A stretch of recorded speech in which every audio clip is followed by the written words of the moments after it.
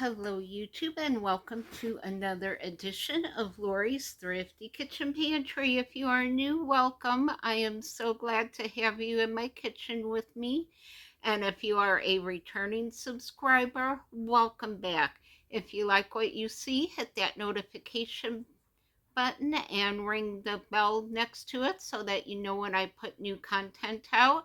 And if you are a returning subscriber, just make sure that you are still subscribed, because YouTube has been unsubscribing people from channels lately, and we just want to make sure that you're still subscribed to the channels that you like. So today we are going on a canning adventure.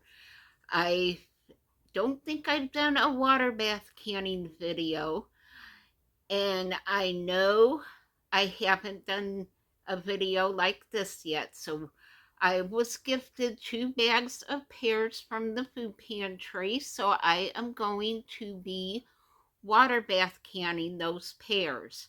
So I have some simple syrup that I am going to put in the jars along with some hot water.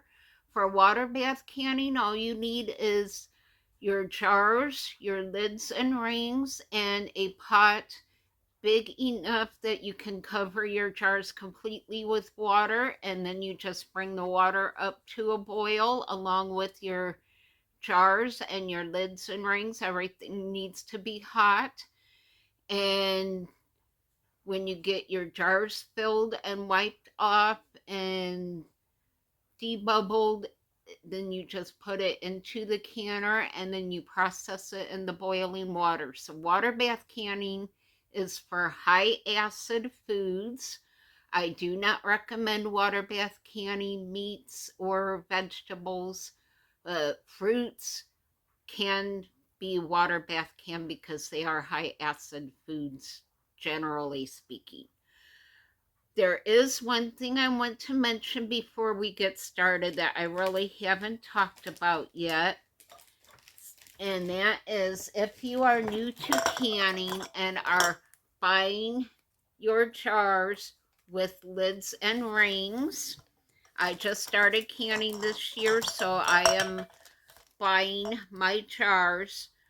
One thing I have stopped doing is using these flat lids that come on the jars. I no longer use those lids for pressure canning. Here's why. If you have to take your fingertips and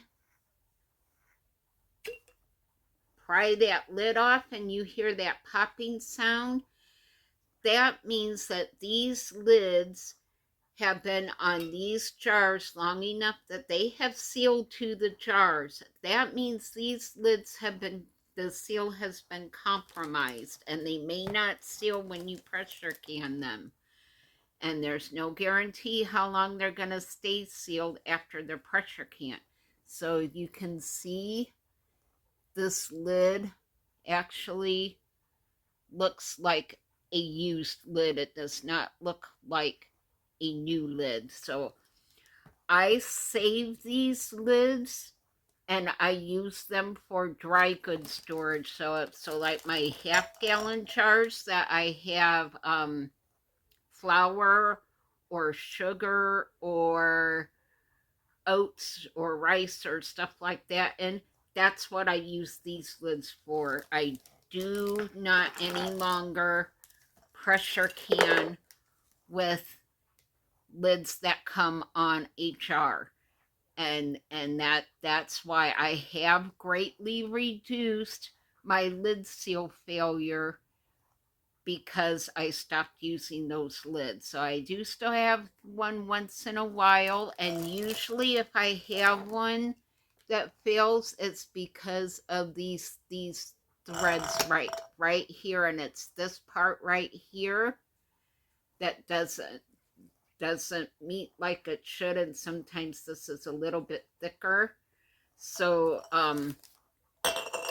yeah, that is what I have found out these last few months, as I no longer use lids that come on new jars, just because sometimes I've had to actually take my bottle opener and pry that lid off because it had sealed so tightly on there. These jars have been in ships and containers in the heat, and they've sealed to those jars. So that's just something I wanted to mention. I know like I said, it's something I haven't mentioned yet, but I wanted to make sure to let you guys know to be aware of that if you're new to canning. So I have my jars heating up. I have my pears all cut and peeled and de-seeded, and everything is ready to go. My water's heating up to go in my jars. So I'm excited. I have never canned pears before. So let's get into the kitchen and let's get canning. All right, I hate it when my phone shuts off. So basically, I is just getting my supplies around here. And this is not my canning jar. That is my lid opener, or my jar opener. Okay. Now I got my canning tongs, so I'm going to turn my lids off because they will stay hot for a while. Put those back here. I'm going to carefully reach in, get a jar and tip the water out.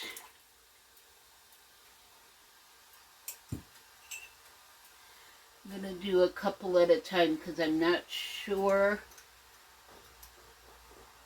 how many I will actually end up with. Whoop, that was close. You do not want to dump boiling hot water all over yourself. All right, so I have my jars, and let me see here. Let me zoom you in a little bit more. All right. Okay. So I'm basically just going to drop some pears into my jar. Let's see how many I can get in here without mashing them. I think I'll do 4 pears per jar. And these are very, very ripe pears.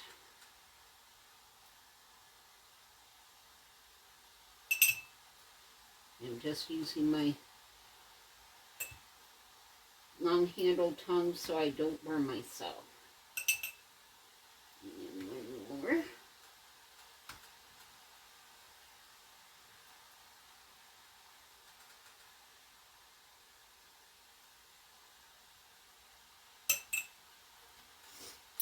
Okay. All right, let me grab some more jars.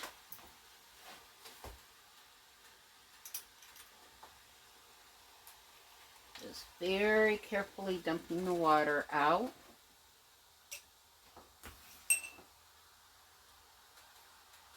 Pour in here. 2, 3, 4. Grab another jar. Carefully dump out the water.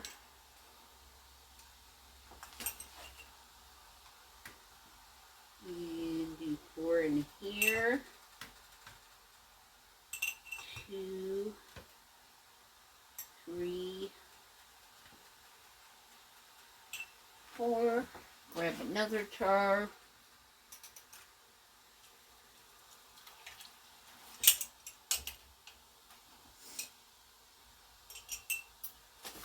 I think it's easier to just use my hands. 1, 2, 3, 4. And jar.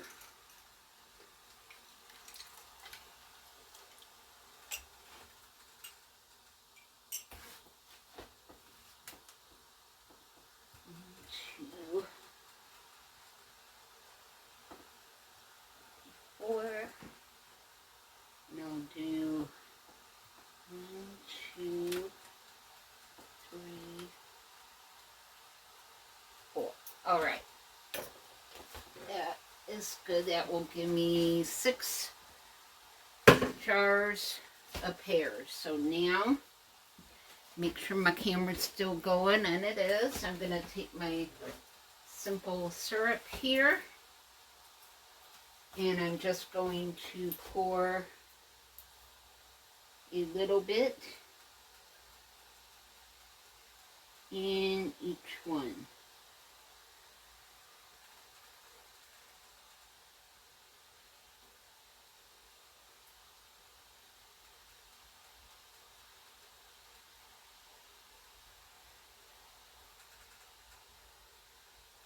Alright, there we go. That was just right.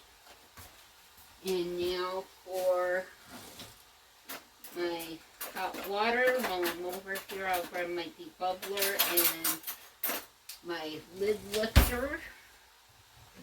So I got that out. And then we just fill up our jars to 1 inch of headspace, which is that bottom ring.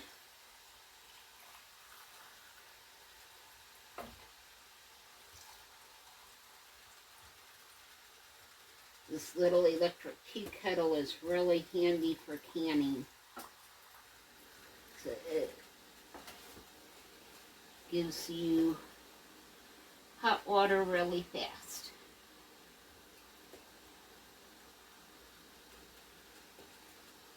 All right.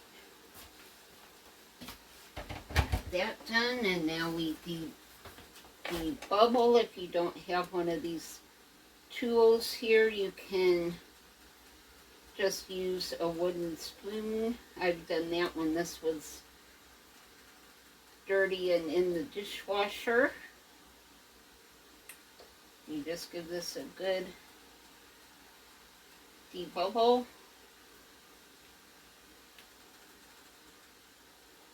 Okay. Now we wipe our rims, get my vinegar here.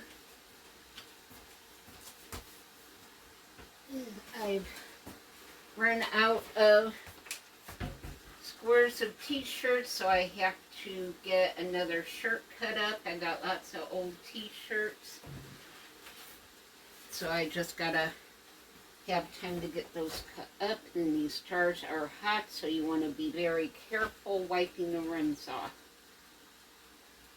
You don't want to skip this step, because it does not matter what you are canning, there's always a chance that you have something on the rim that will keep your lid from sealing. And you also want to check for any cracks or anything that might interfere with your seal. So now, we are going to get our lids on, fingertip tight. So because my lid is hot, I'm going to use my holder here.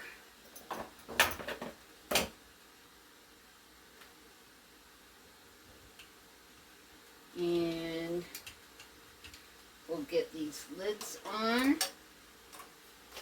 Doggone it. Alright. Come on, lid. Get on there.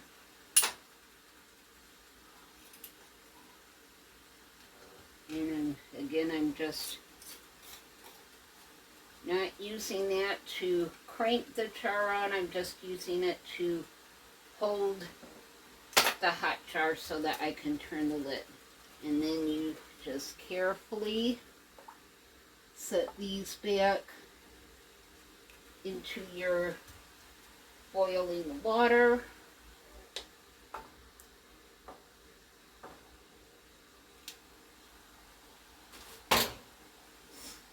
And we just keep on going.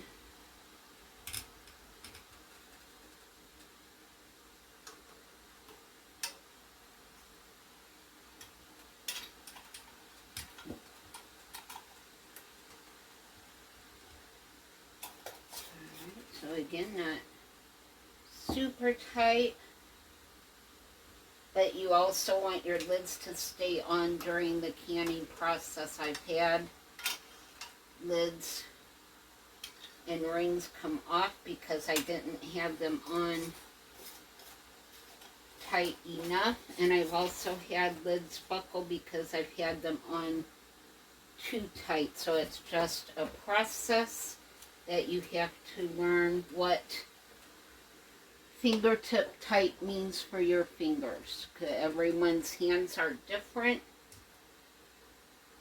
and my fingers are not very strong, so it takes a bit extra for me to get my rings on good. So, yeah, that just takes a little bit of practice is all. I suggest, if you are new to canning, just start practicing with some jars of water, which actually is really good to have jars of sterile water on your pantry shelf. I've actually used some jars of sterile water when I had a cut or a burn that I had to treat. I had jars of water ready to go that I knew was free of any contaminations that would not get into my wounds. So it's always good to have sterile water on your shelf. All right, we got our jars in there, so let me turn you back over here. And now we're just going to let me turn you down just a little bit. We're just going to let the water come back up to a boil. You can see my jars are completely covered in water. And as soon as this gets up to a boil, I'll set the timer for 20 minutes, and then I'll bring you back when it's time to lift this out. So I'll see you back in probably about 30 minutes. And we are back. My timer just went off, so I'm going to just turn the stove off. You can tell Ethel has been boiling away. And now I'm just going to pull my jars out. Alright, here we go.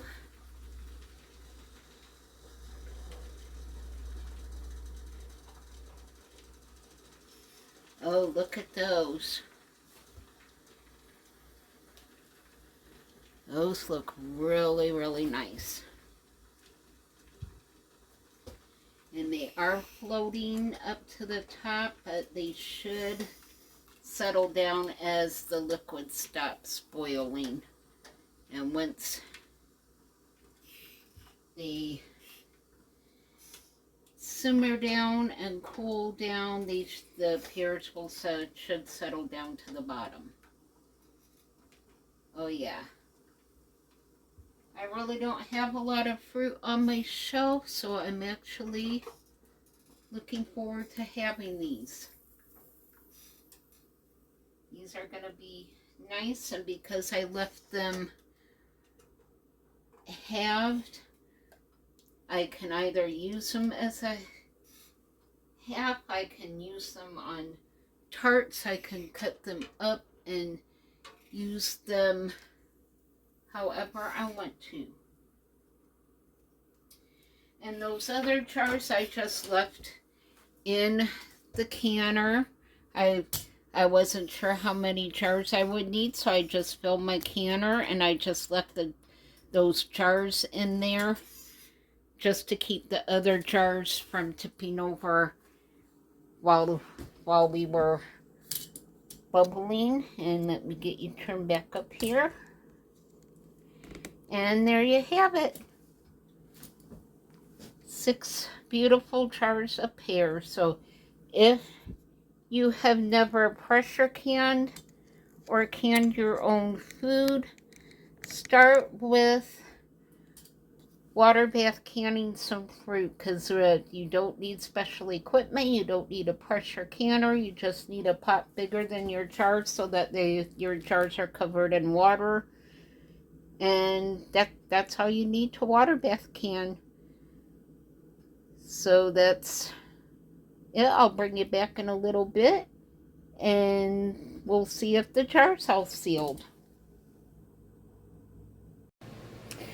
And we are back. It has been quite a while, but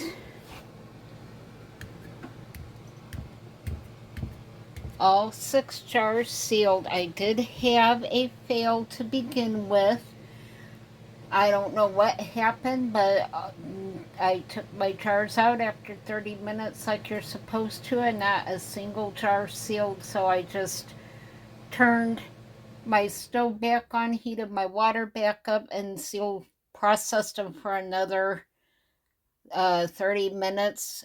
And this time they all sealed, and they're all good. There was no seepage. They look absolutely perfect.